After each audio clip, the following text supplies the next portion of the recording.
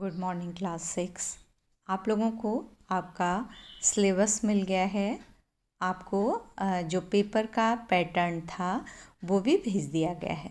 तो बच्चों, अब जो आपको पढ़ाना है वो रिवीजन होगा। आपका सिलेबस पूरा हो चुका है।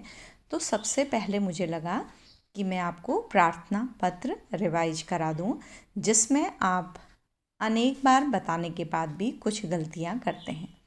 तो बच्चों, सबसे पहले मैं प्रार्थना पत्र के बारे में बताना चाहती हूँ।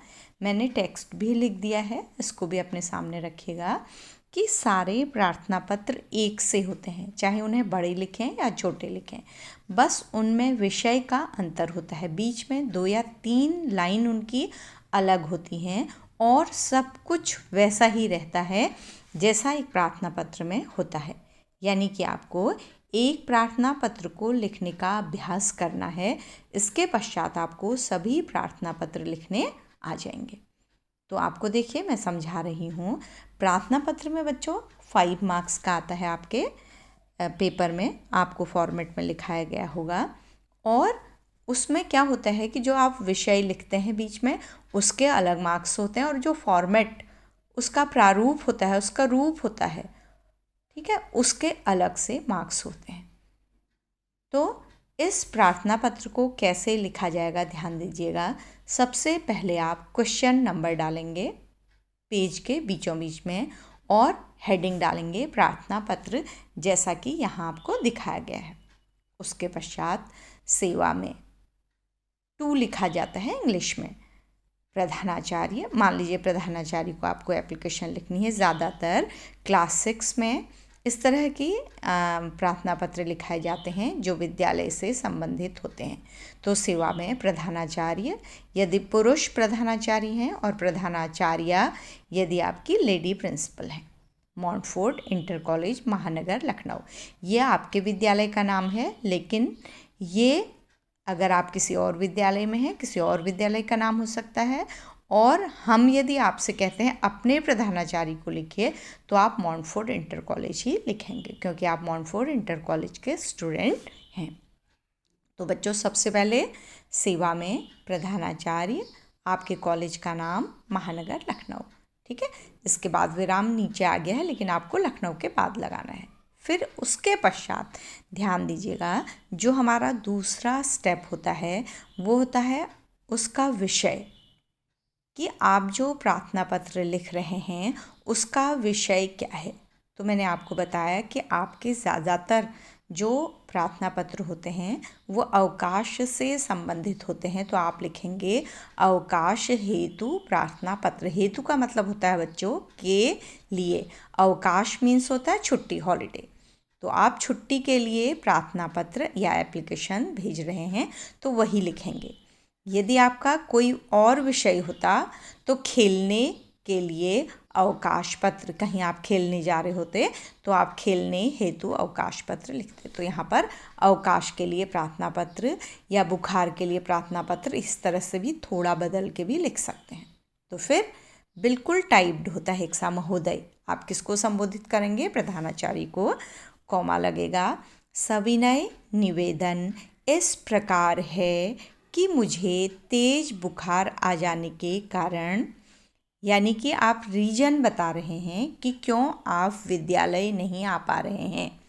यही जो कारण होते हैं बच्चों, ये अलग अलग हो सकते हैं। ये कारण अगर आपको पेपर में कुछ और दिया होता है तो आप इस कारण को क्या कर देंगे? बदल देंगे। अगर आपने ये याद किया है तो यही कारण नहीं लिखेंगे। आप पेपर में पढ़ेंगे कि क्या कारण दिया गया है, उसके अकॉर्डिंग आप अपना प्रार्थना पत्र लिखेंगे। तो यहाँ लिखा हुआ है कि मुझे तेज बुखार आ जाने के कारण मैं विद्यालय आने में असमर्थ हूँ। असमर्थ मतलब पॉसिबल नहीं है कि आप विद्यालय जा सकें, आप नहीं जा सकते हैं।